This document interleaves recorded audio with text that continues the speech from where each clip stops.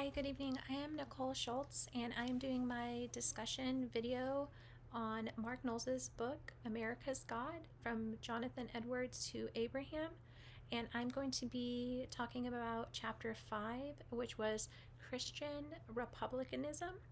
Specifically, this chapter focuses on how Christian republicanism evolved from around 1740 to 1790. So, in this chapter, Mark Knowles states that by the early 1800s, the language of republicanism was ambiguous throughout American Christianity.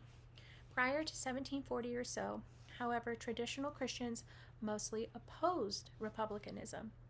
So, when the 13 colonies began the United States, Republican political ideals and Protestant conventions merged together.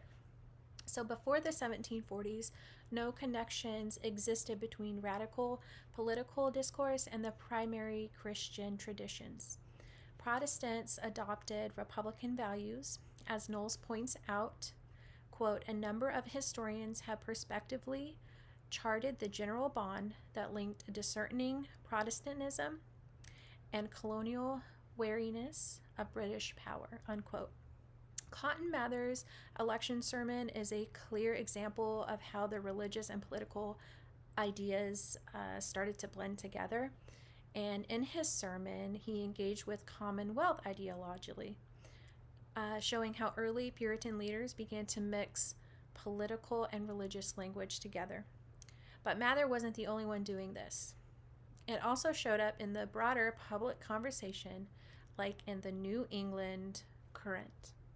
This newspaper was owned by James Franklin and published pieces like Cato's Letters by John Trenchard and Thomas Gordon, along with Benjamin Franklin's Silence Dogood papers.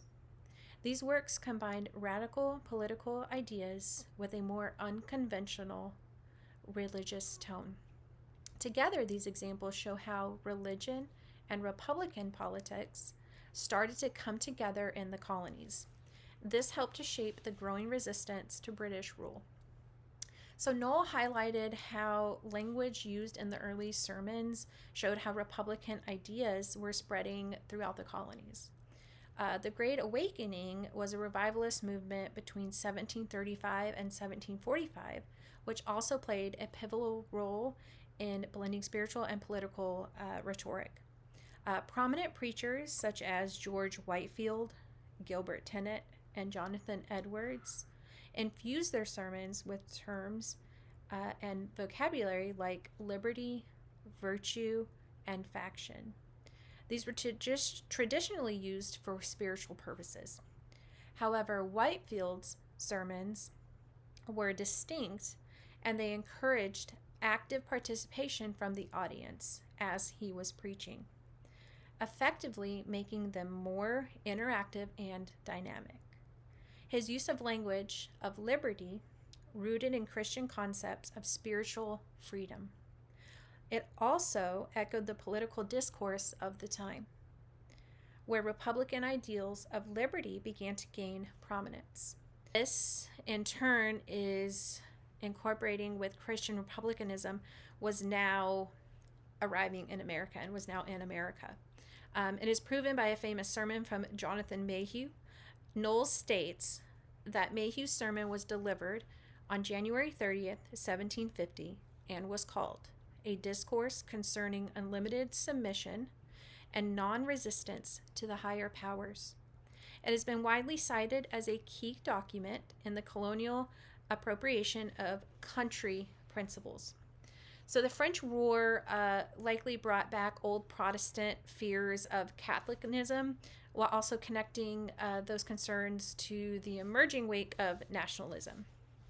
So according to classical republicanism, Knowles goes on to say that the American Revolution, written by Gordon S. Wood, in 1776, Americans at long last had an opportunity to put these Republican principles into effect, but it meant nothing less than reconstructing their society. Furthermore, Thomas Paine was mentioned in his writing of Common Sense.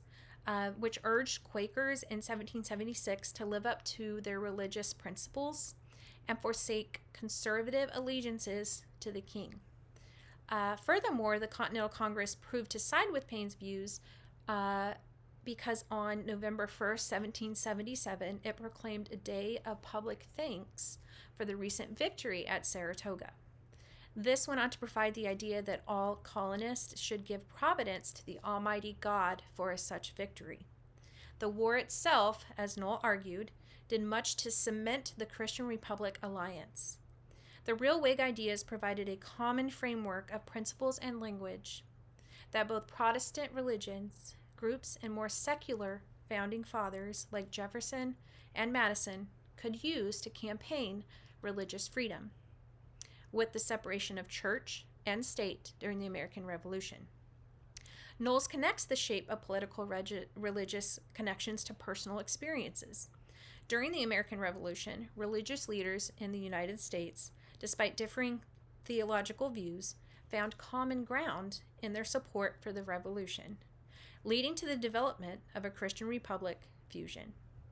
So in contrast, religious leaders in other parts of North Atlantic region often moved the opposite direction, shaped by their negative experiences with the revolution.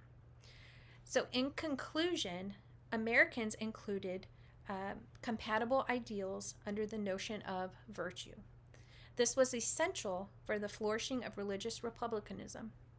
However, in my research, I found the journal article titled "A God of Order and Not of Confusion" says it was the misfortune of the American loyalists that between 1774 and 1783, Americans protecting Providence proved to be the God of liberty and not the God of order.